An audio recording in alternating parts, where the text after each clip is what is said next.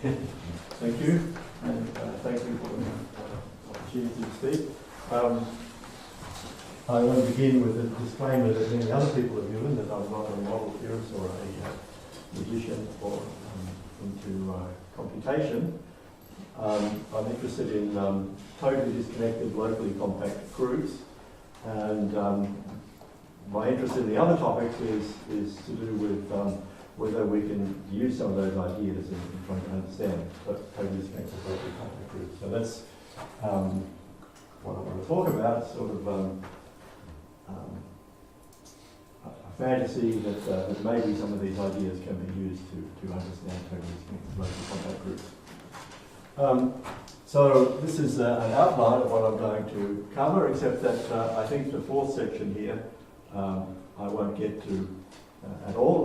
Those slides are just there for information for people. There's just one thing though, one point I want to make during the talk is that there's an analogy between the scale and eigenvalues. And this last section where it talks about a spectrum of scale values, that's bearing out that analogy, but I won't really have time to talk about that. I'll give some other comments about that analogy as we go.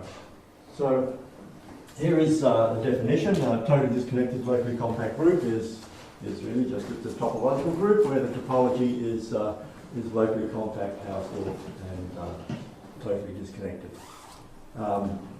Now,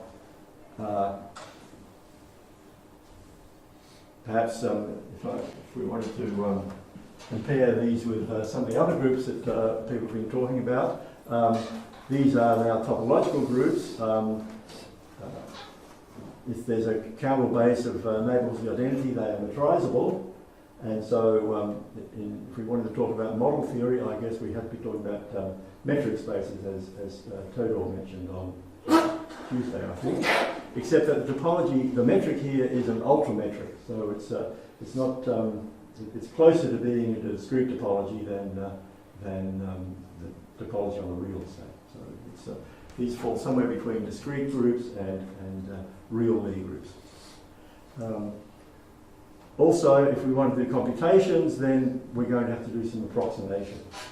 So I won't be talking about that at all, but that's going to be something that we'll have to take into account if we want to do any computations of the type we've been talking about. So here are some examples.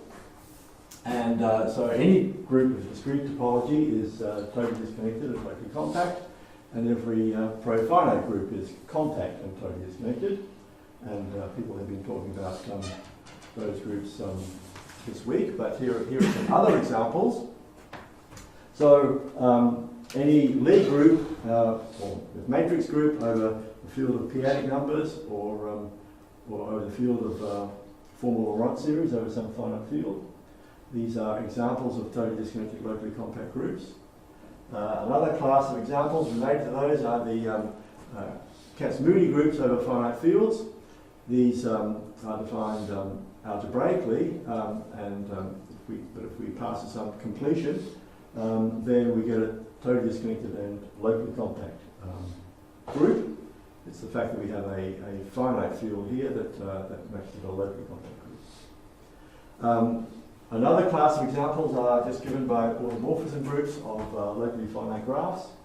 For example, and this is an example I'll talk about a little bit more, it could be just a regular tree where every vertex has s plus 1 neighbours. It will become clearer why I'm using s plus 1 here for the valency.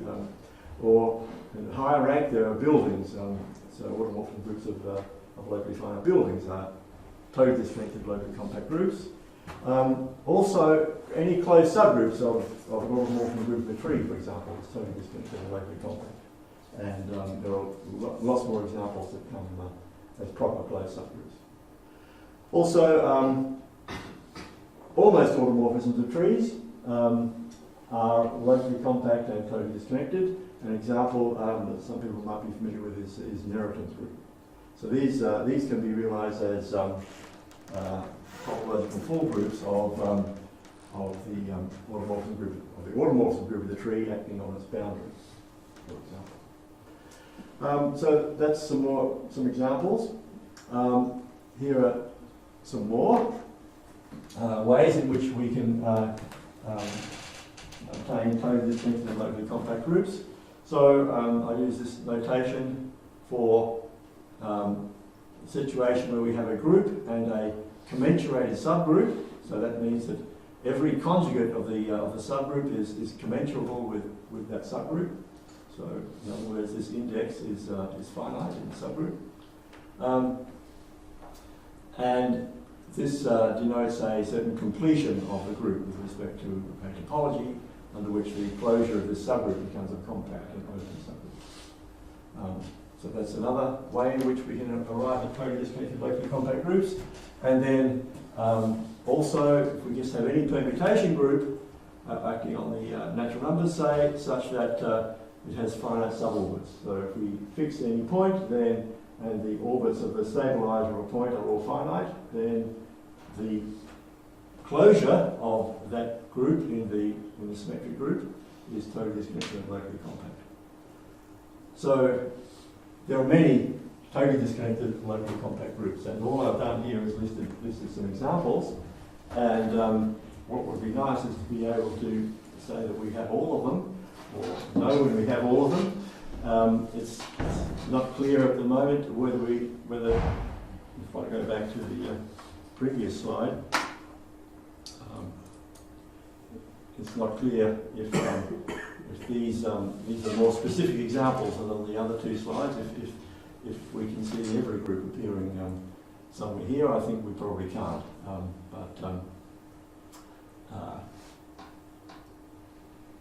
That's what we would like, to be able to say we have all of them. So can we do better? Can we classify all the totally disconnected locally compact groups in some way, or at least have a more complete structure theory than what we have at the moment? So that's the question, and the first answer is no. We can't classify them because, as we saw earlier, it includes all discrete groups and all profinite groups, and we wouldn't hope to be able to classify all those. We're not asking for that.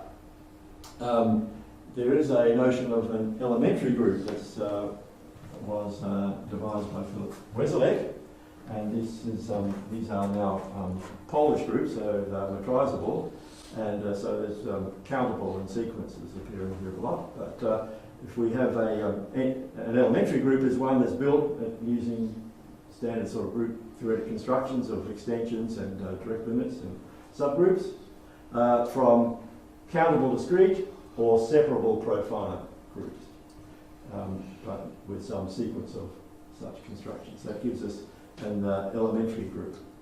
And Philip has developed the theory of those, and there's an index which is a countable ordinal, which tells us how far it is from being discrete or profinite, how many steps we have to go through to arrive at our group. And this class includes all the solvable groups, for example. So in a way, so he shows that this is being elementary is a radical property.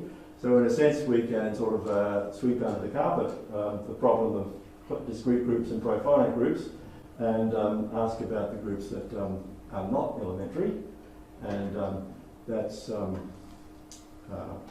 want to say something more about 7 and 8. So if we go back to the previous slide.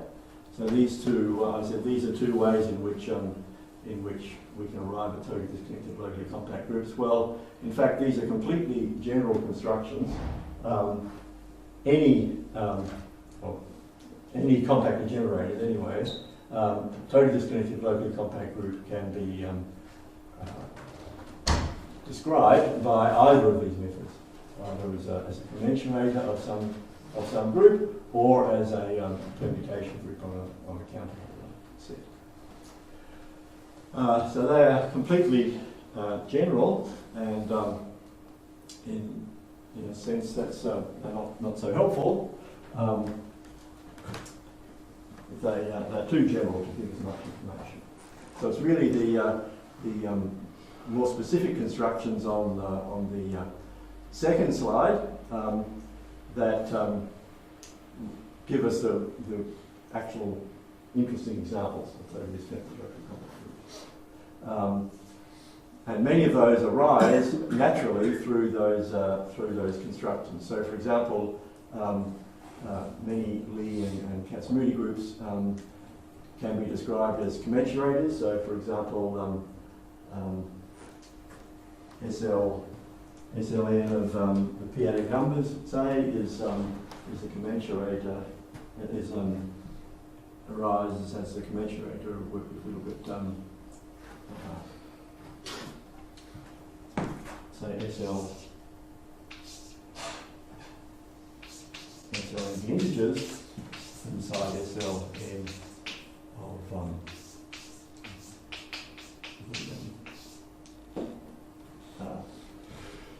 powers of if we extend our ring. Anyway, so this SLNZ is commensurated by this, and the completion of that commensurator, which I described before, is just SLN of the p-adic number. And similarly for Kac-Moody groups, also these can all be realised as automorphism groups of buildings. Okay. Now, Pierre-Emmanuel suggests one way to think about a classification. We can't possibly hope to classify all of the totally disconnected locally compact groups, but he suggests that perhaps we could look at just those that are closed subgroups of the automorphism group of a tree as some sort of microcosm of the whole class. A lot of the phenomena we see in other groups occur just for closed subgroups of these, but not all. In particular, the ideas in the fourth section I'm not going to get to really just degenerate to in this case. There's a notion of rank of a group that is discussed here, and these are all going to be rank 1 or rank 0. So we don't see the rank here, but there are still many questions here which could perhaps give some insight into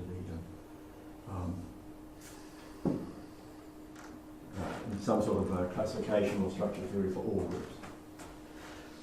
Now, let me just give a quick survey of approaches and progress that's been made. First of all, important idea in group theory is to decompose a group into smaller pieces, and there is some progress with that for totally disconnected locally compact groups, and I've listed a few of the ideas and authors there. There is a difference, a problem with doing this for totally disconnected locally compact groups that we don't encounter for finite groups, say, or for Lie groups. If we have a finite group or a Lie group, then, well, for a finite group there's a notion of order, and for a Lie group there's a notion of dimension, and those allow us to say what smaller means. So smaller just means smaller order or lower dimension. Now there's no such notion for totally disconnected locally compact groups. But even so, Colin Reid in particular and Colin Reid and Philip Wesselak in particular have found a way to compensate for that or make up for that, and to go some way towards decomposing groups into smaller pieces. We'd like to be able to say we get simple groups as the sort of indecomposable pieces, but they can't get that far yet. Also, there's work on local structure. So if we look at, we'll see later that every totally disconnected locally compact group has a pro-finite compact open subgroup, and so some ideas from the theory of pro-finite groups can be carried over to talk about the local structure of a totally disconnected locally compact group, and there are some names there as well. People have done things in that direction. We can also think of these groups geometrically when they're acting on a tree or a building or something. There's a notion of Cayley-Abel's graph, which generalizes a Cayley graph to these groups. Again, it's just a Cayley-Abel's graph tells you some information, but not a lot. It's not really a very precise way of representing the geometry of a group because well, it depends on the generators, but in the case of these groups, it also depends on the choice of a compact open subgroup. So it's unique up to quasi-isometry, but that's about it. And then there's scale methods, and that's what I want to talk about today, and to say something about what the scale is and how we might compute it. Okay, so that's the introduction. So now for well, the basic theorem for totally disconnected local compact groups is this theorem of Van Danzig's from the 1930s. It says that if we have any totally disconnected local compact group and a neighbourhood of the identity, we can find a compact open subgroup inside that neighbourhood of the identity. So it's a base of neighbours of the identity consisting of compact open subgroups. This looks a little bit like the theorem for approximation of connected locally compact groups by Lie groups. So every connected locally compact group, each neighbourhood of the identity contains a compact normal subgroup, such the quotient is a Lie group. Well, this looks at first glance a little bit like that, but there's one crucial word missing, and that is normal. We don't necessarily get a normal compact open subgroup. Now, as a corollary of this, though, if our group happens to be compact, I see I've got compact and locally compact here, that's a little bit redundant. But if our group is compact and totally disconnected, then in fact there is a base of neighbourhoods of compact open normal subgroups, and so it follows that the group is actually profinite. So profinite and compact totally disconnected groups are the same groups. And then I've just said what it means for two subgroups of G to be commensurable, and I think the main point I want to make here is that if H and L are compact and open subgroups, then they are commensurable because the intersection is open and H is compact. So we have an open subgroup of a compact group here, and that index is finite, and similarly here. So they're all commensurable. Now, as I said, we don't always have a compact open normal subgroup. If we do happen to have one, then the group is elementary, as in the sense of Philip Westlake. But the next definition, which is of the scale of an endomorphism, this applies in particular to inner automorphisms. And so, in some ways, this scale can measure how a group fails to be elementary, or fails to have a compact open normal subgroup. Although it's certainly not the case that it's not the case, I just realise this is misleading, it's not the case that every elementary group has a compact open normal subgroup. It's only at the very base level, at the 0th level or first level of Philip's hierarchy of elementary groups that there's a compact open normal subgroup. The others do not have such a subgroup. But anyway, here is the definition of the scale. We have an endomorphism of a totally disconnected locally compact group. I've just realised I can probably point here more effectively. So the automorphism of U, if U is a compact open subgroup, we apply our endomorphism to it. This is compact, and the intersection of this compact group with this open one is an open subgroup of this compact one, so it has finite index. So if we let, if we consider these indices over all compact open subgroups, we just have some set of positive integers, and the scale is just the minimum of that set of positive integers. And if it's attained somewhere, there are some compact open subgroups where that minimum is attained, and that we call those the minimizing subgroups. Now, that's an easy enough definition, but the more interest comes from this because we can characterise the structure of the groups that are minimizing. And I'll describe the characterisation for automorphisms only. There is, well, I'll say something about endomorphisms at the bottom of the slide. So let's suppose now that we have an automorphism of the group and a compact open subgroup, and I want to define these two subgroups of U. We just iterate alpha and consider the intersection of all the images. That's call that U plus, and then we iterate alpha inverse, and that gives us U minus. So these are two subgroups of the given group U. Then U is minimizing if and only if it satisfies these two conditions.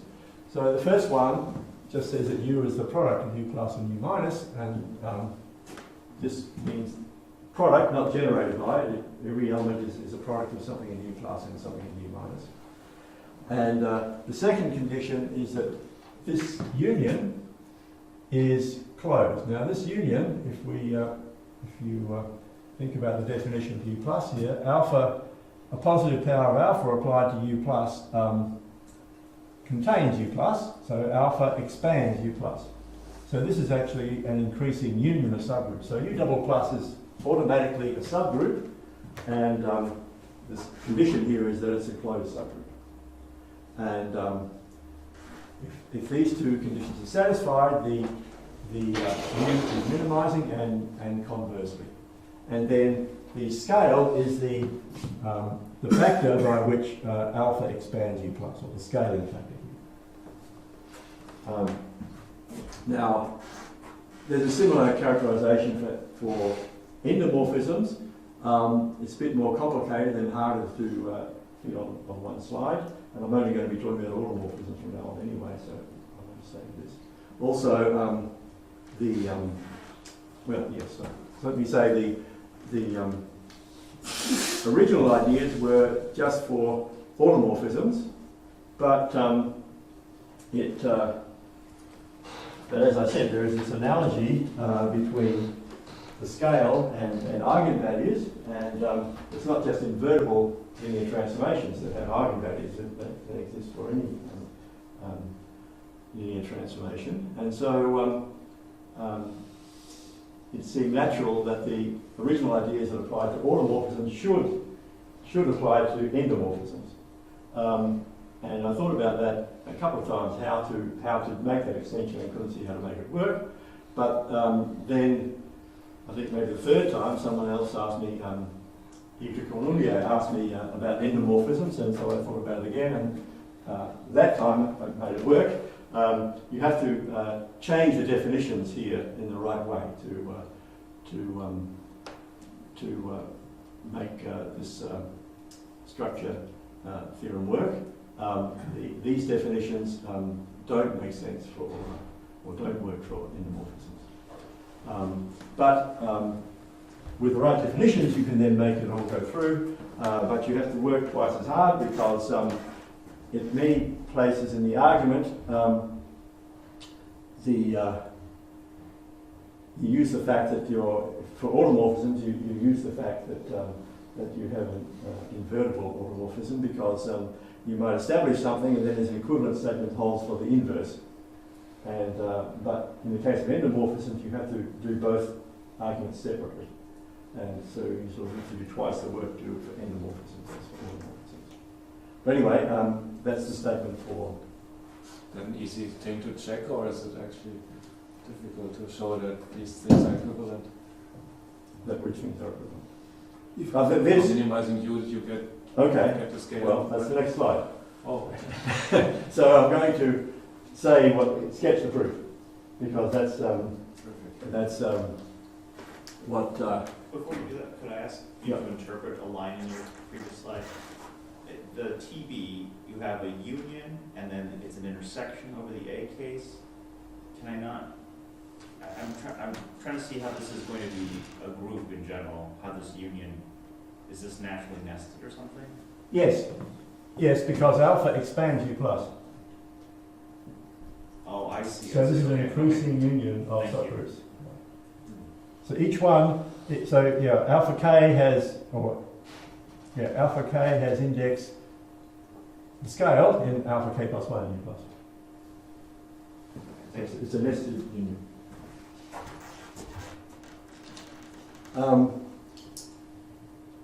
Yeah, so if a subgroup satisfies these conditions, we call it tidy for alpha.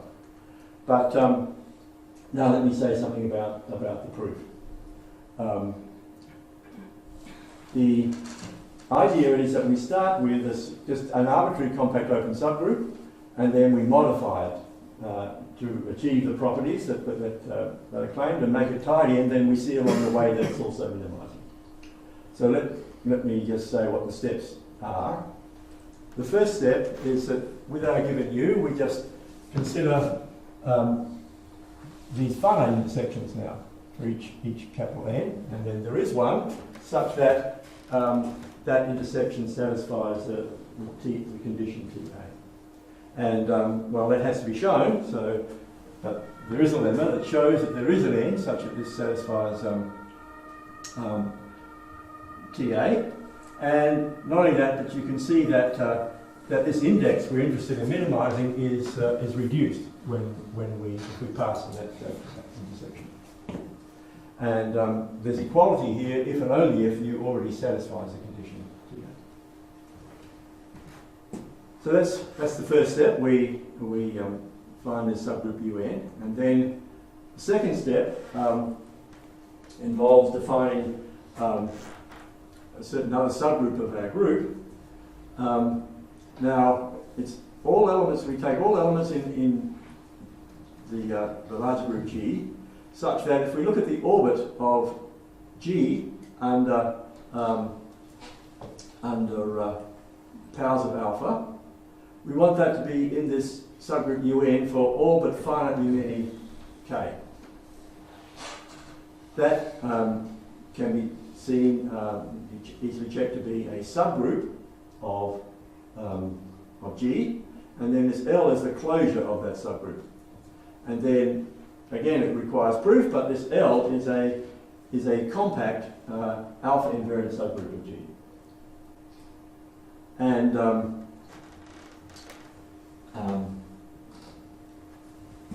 this group has the property that the condition TB means that this subgroup needs to be contained in our tidy subgroup. So we need to somehow combine L with UN to get the tidy subgroup, and that's what the third step does.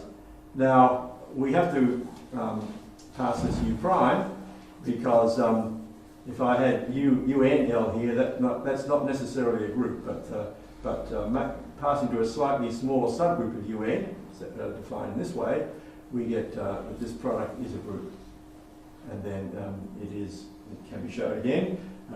So I'm just saying the steps without giving the proofs of the steps, but it can be shown again that this W now is tidy, and again that this index reduces. Oh, I should have had W here, sorry. That should be W, not U prime. So this index reduces if and only if, it reduces and it's equality if and only if UN or, oh, another typo, okay. Two typos on this page. This should be W and this should be TB. Sorry about that. But that's the third step. And then, so we've arrived at a subgroup that's tidy, and then it can be shown that if we have any two tidy subgroups, the index we're interested in is the same.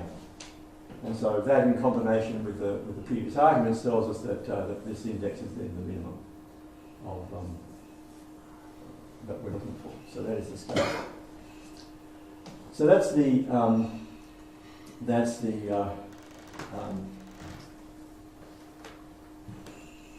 outline of the proof. And what I'd like to ask now is, can we turn this into an algorithm? Because it is a sort of procedure to find the minimum. It's a minimization problem. Can we somehow turn this into an algorithm for at least some classes of totally disconnected locally compact groups? And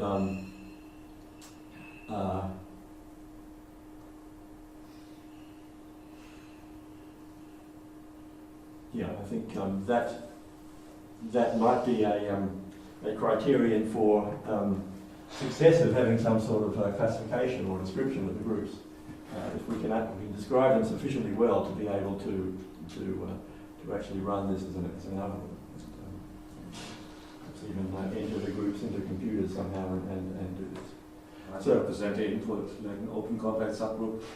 Well, that's going to be the problem. We have to be able to describe the groups. We have to be able to say what a compact, at least a compact open subgroup is.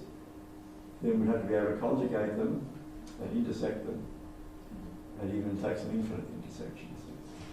It's I don't know if that's feasible, but that's the dream anyway.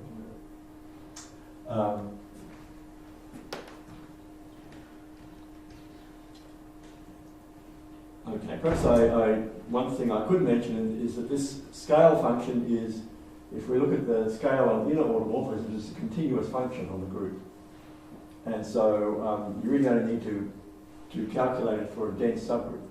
So if there is some nice dense subgroup, some sort of equivalent of rational numbers or something in the group, which in many of the class of examples I talked about there is, then it's enough just to do it for those particular elements of the group.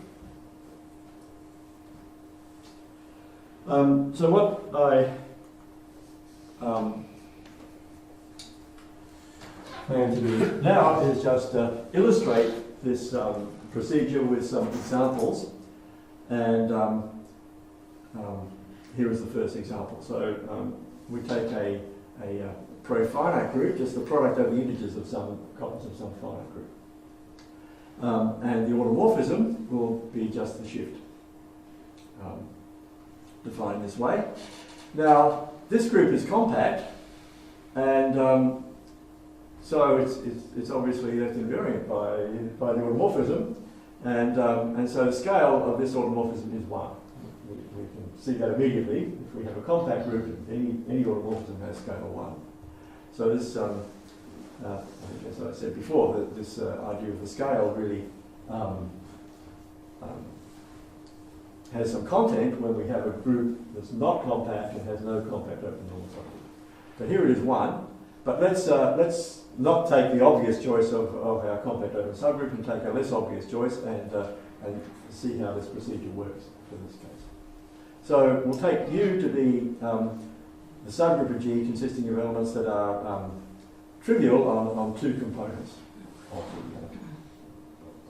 the two values of the integers. Then we try running this procedure. We let U0, say, be U, and then this intersection is this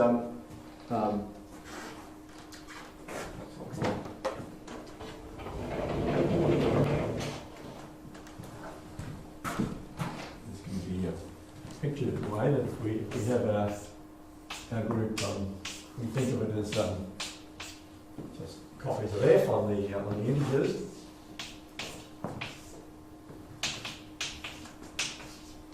And but now we're saying that U is trivial at 0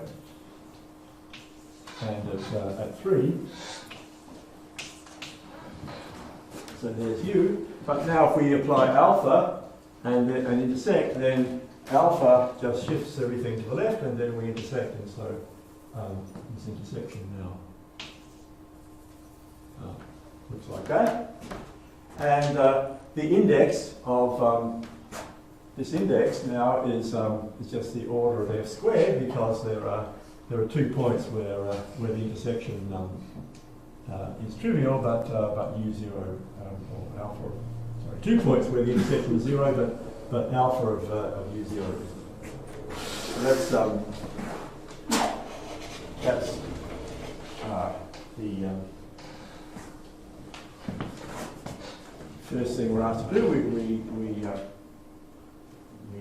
see now whether this condition of being tidy above is satisfied. Well, it isn't, because if I go back to the original F was this group, and you can see that U plus is going to be supported everywhere to the right of 3, and U minus is supported everywhere to the left of -1, and the product of these doesn't pick up these factors in the middle here. So this TA is not satisfied by this U. Now let's go to U1. So this now is the picture of U1, but now if we look at U1 intersect with alpha of U1, now that intersection is vanishing everywhere between -2 and 3, but this index is still 3. U1, if I just put back that's U1. U1 still does not satisfy condition TA, the tidiness above condition, because well, now U plus is as it was before, and U1 minus is this, and the product still doesn't pick up this one. But now if we go to U2, which is the next intersection, then, well, I think you can see that this U2 will satisfy the condition TA, and the index that we're interested in is actually reduced now. It's now order of F, not order of F squared, because there is sort of cleaned out all this stuff. Now, so that's U2, and U2 satisfies TA. Now, what's L in this case? Well, it's a set of elements of the group such that they are trivial for almost all n. You see alpha. So here is our U2. We want elements of the group such that as we shift them in any direction, we are in this subgroup for all but finitely many powers of alpha. Well, that requires that the F actually is trivial for all but finitely many values of n. And then the closure of that is G, and so in step 3 we see that the W is G, which we already know. So that's how it works out for that group. Let me now give another example. You're the morphism group of a tree, and the automorphism now will be an inner one, just conjugation by an element of the automorphism group. So, well, I've used sim here to denote the automorphism group of the tree, and aut is the automorphism group of the group. It can get a bit confusing when we have an automorphism or a group of automorphisms, but anyway, that's a notational difference there. And it can be shown that actually every automorphism of this group is inner. So this is the general case. And let's suppose that this automorphism, or this element of our group, is just translation of the tree.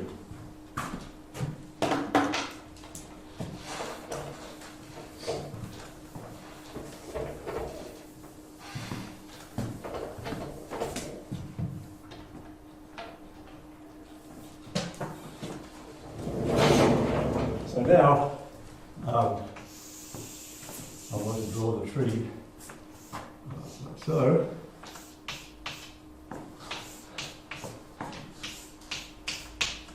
this is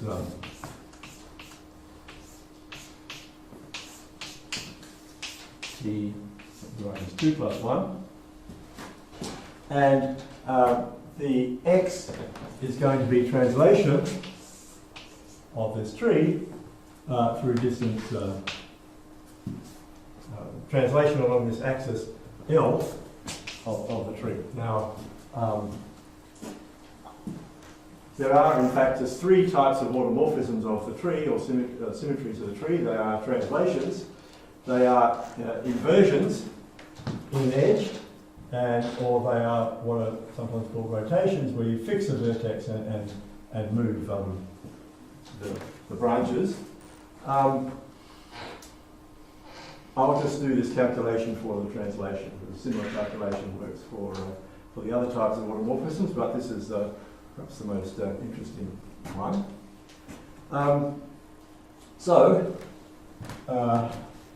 We'll let V be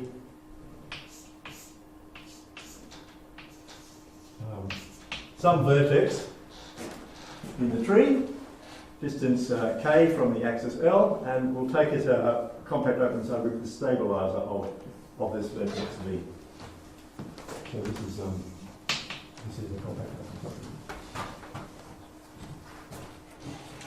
Then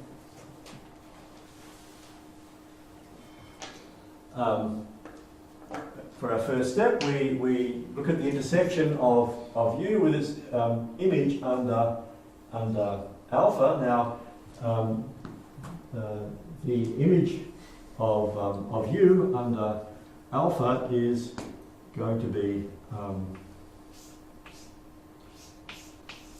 the stabilizer of the vertex xp. So U stabilizes this vertex, alpha of U stabilizes this vertex.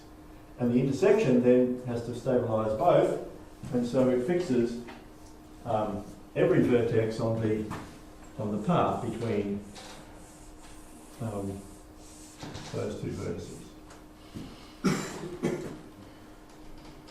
Now, if we calculate this index, the index is equal to the size of the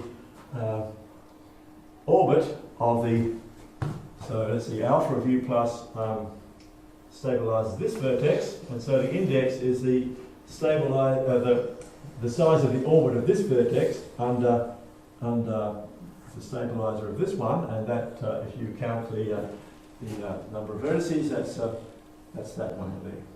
So that's the index. Okay. And well, it can be seen that this U does not satisfy the condition TA.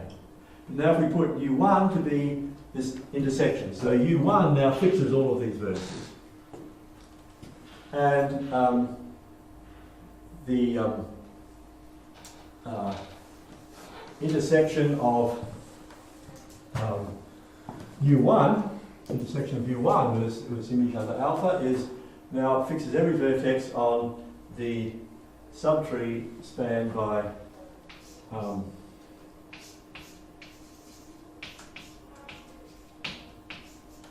V, X, V, and X squared.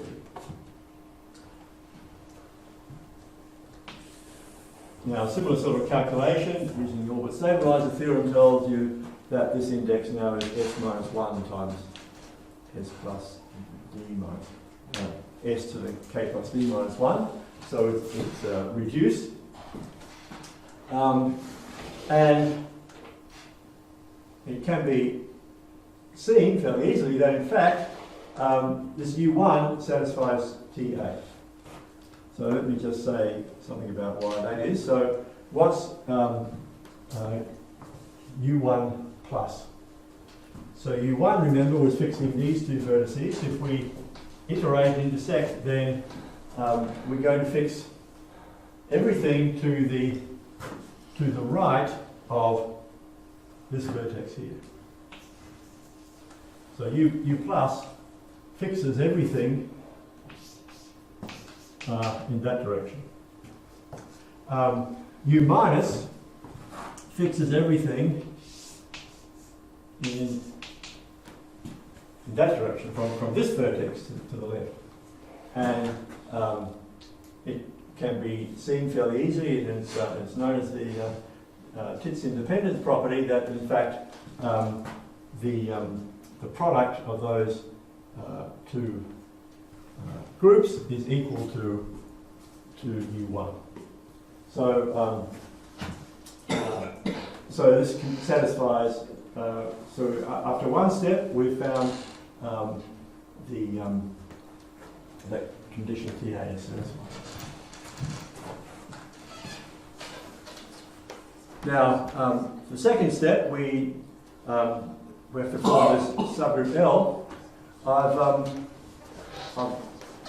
separated it out a little bit because it's a little bit ugly writing the closure directly, but this L is the set of automorphisms of the tree such that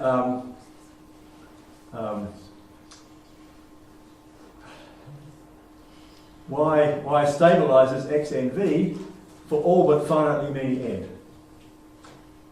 It's a very similar argument to what we had before. So we have to stabilize XNV for all but finitely many n's. As n increases, the large n out here, we're fixing XNV, and for large negative n, we're fixing XNV. Now, because it's a tree, we're fixing vertices out on this side and on that side. We have to actually fix vertices on the axis as well. So this L, the script L, does fix all vertices on the axis. And it can be seen that the closure is in fact just the fixator of the set of vertices in the axis. So this closure, the straight L, just fixes all the vertices on the axis, and that's all. That's because script L is allowed to move things down here arbitrarily for finitely many branches, but then when we go to closure, we can move them. So that's L, and then it can be seen that if we define W to be this product, then that is a subgroup, and it's minimizing for alpha, and then we can calculate the scale. So now W is fixing just this segment of the axis, and if we look at this index now, alpha x now fixes those two vertices. And so the index, again by the orbit stabilizer field, is just the S. We're fixing this vertex on this one, and then we can move the S others however we like, and so the index is S. S to the D. Sorry. Oh yes, I see what comes.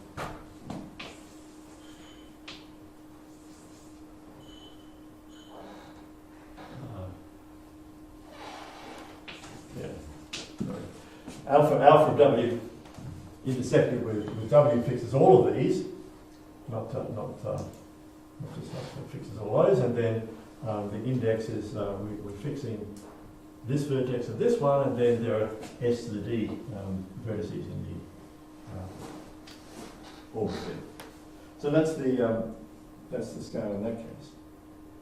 Now I want to do an example of a matrix group to see how this works out. So let's take G to be SL, two of the p-adic numbers, and alpha to be just conjugation by this matrix. And we'll take U to be SL2 of the p-adic integers. Then we form this intersection, and so here is the intersection. We now have integer entries here, but we have to have a multiple of p in the top right corner there. And it can be seen that this index now is p plus 1, and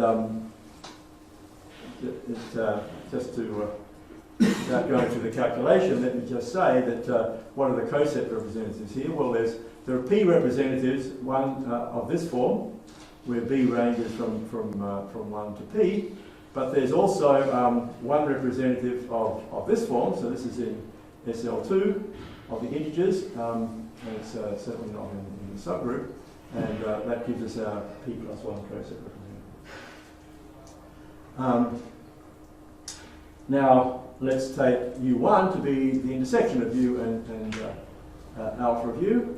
Then, if we now form this intersection, we get p squared here in the top right corner. And it can be seen that this index now is p, not p plus 1. It has been reduced. The coset representatives now are all the form 1 pb. So where b merges in 1p. And the p plus first coset representative doesn't appear now because it wasn't in U1. And if you do the calculation of determining U1 plus and U1 minus, you see that U1 plus is a set of all lower triangular matrices, and U1 plus is all lower triangular matrices, and U1 minus is a set of all upper triangular matrices with the p here, multiples of p in the top right corner. And then this product is just the fact that we can write any matrix in this form as a product of an upper triangle and a lower triangle. Right. The fact that we have a p here means that we can, how do we do the upper and lower factorization? We do row reductions, and the fact that we have a multiple of p here and the determinant is 1 forces this to be non-zero, and in fact to have valuation to not be a multiple of p. And so we can pivot on this and remain in SL2 of the integers, and that gives us our factorization. Whereas you see, if we have this matrix in our group, we can't pivot that entry. We can't do factorization. So U1 satisfies TA. Now, if you calculate what L is, or the straight L's are the same, it's just the diagonal matrices, and so the script L is already closed, so it's already equal to the straight L, and then we're in a situation where the group U1 that we had already satisfied TB, and so W is just U1. So that's our entire subgroup, and then you can calculate the scale of this P. So that's some examples, and I think that's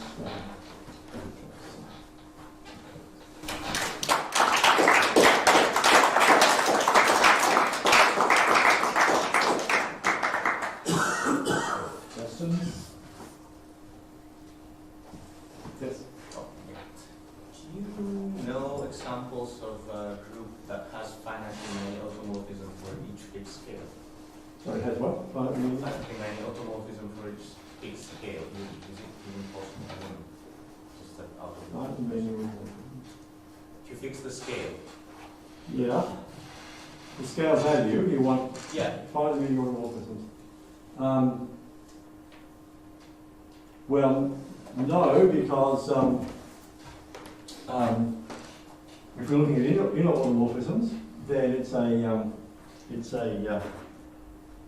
the scale is a continuous function. So the scale from G to the positive integers is continuous. This is where we define the scale of G to be the scale of the corresponding inner automorphism. So this is a continuous function. Now this is a discrete set, so the level sets here are open. So in fact, if you have some scale value, there's an open neighbourhood of G's where the scale is the same. So if you work it out by multiplication by inner automorphism. Sorry? Like to say two automorphisms are equal when you can get one from the other by multiplying by inner automorphism. Okay, so you want to just outer automorphisms where you have exactly. Off the top of my head, I don't know.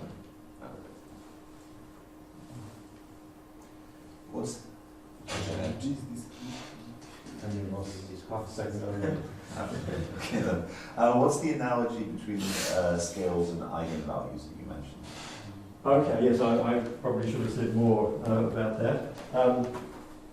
First of all,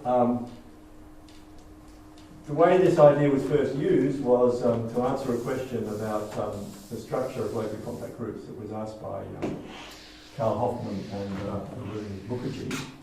And they were working on a problem to do with random walks. And they could show that they could solve this problem for connected locally compact groups. And the argument used an approximation by Lie group's argument. Mm-hmm. And at a certain point, they had to show that in the adjoint representation, the eigenvalues of a certain element had to absolute value 1. Mm-hmm. Now, the scale can be used to prove it for totally disconnected groups. Mm-hmm. And there's no exact correspondence between the arguments, but at a certain point, you have to show the scale is 1. Mm-hmm. And so that's, I guess, the way it's used is sometimes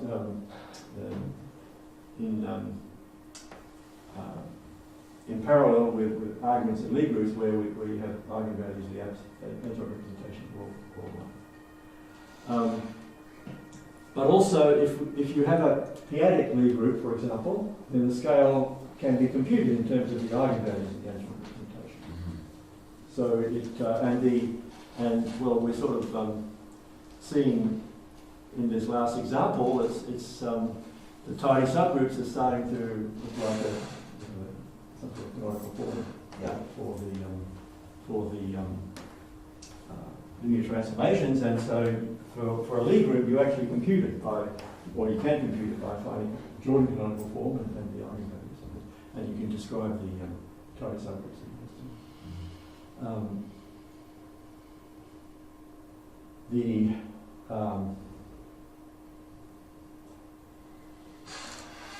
There's one other thing I should say something about.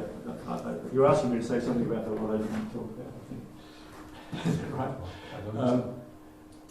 Let me just put up the theorem. Oh, no, perhaps I will go back. Sorry. Just go back. So there's an analogy that commuting matrices can be simultaneously diagonalized or triangularized. And so that suggests the question, if you have commuting automorphisms, is there a common tidy subgroup for them? And there is. So that analogy suggested the conjecture that it's proved in this theorem. Mm-hmm. But then, in the other direction, if we have matrices that can be simultaneously triangularized, then they have common eigenvectors. And so you might ask, they commute modulo things with eigenvalue 1, the uniprotons. And so you might say, well, if we have two automorphisms that have a common tidy subgroup, do they commute? Well, that's not quite true. You have to require that the subgroup they generate has a common tidy subgroup, and then you can say that the commutator actually normalizes. So that analogy suggested this fact, and then. Well, there's a couple of slides here where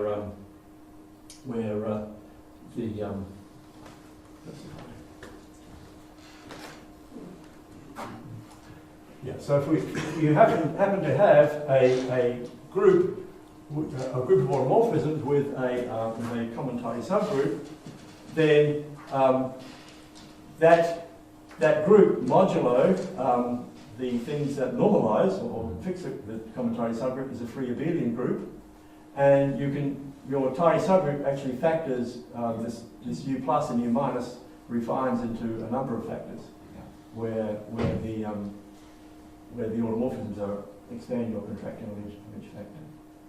So and then on the next slide, that you can calculate the index, and these you get these subgroups UJ tilde, say, which are again increasing unions, are subgroups, and they're closed, and they're some sort of analog of an eigenspace or of a family of holomorphisms.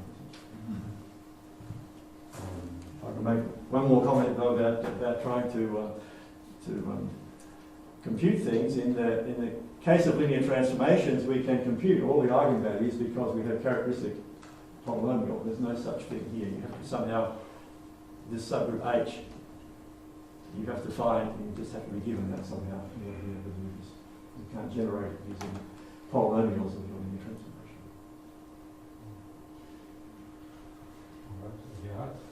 Just in the example of SL to QP, Yes. can you compute the scale function? I mean, for every element? Yes, I think so. Have I done it? It is something that I wondered at some point, just trying to describe all the level sets. But they will correspond to some sort of structure. I wondered how the scale interacts with the group operations. Like scale of alpha beta is bounded by the sum of the two or something like that? No, it's not. Unfortunately, it's not.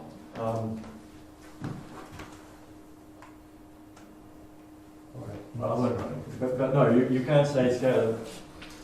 Well, that's not true. You would like to say something like this. Yeah. That's not true.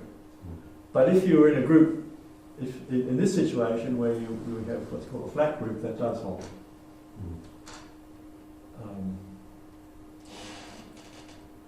Yeah, but in general, it does. I can say so. Anything else? Oh, just on that, can I can answer this? But give another answer. I thought there was something I was forgetting. Another way of describing the scale is there's a sort of spectral radius formula.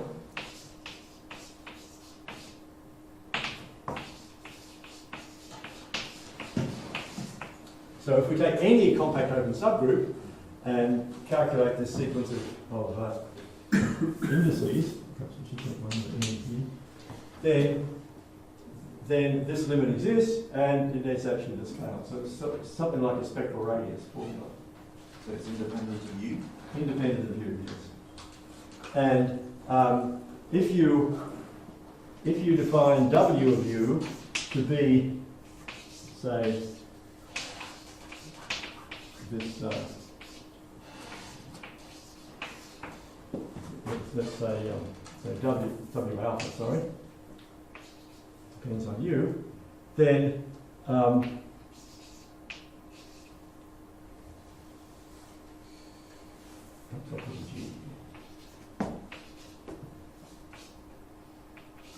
then this does satisfy this sum of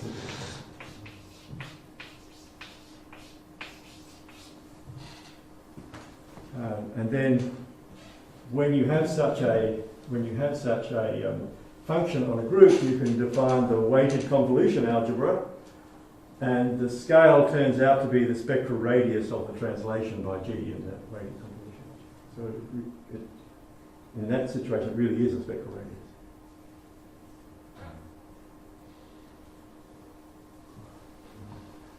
We're ready for coffee break.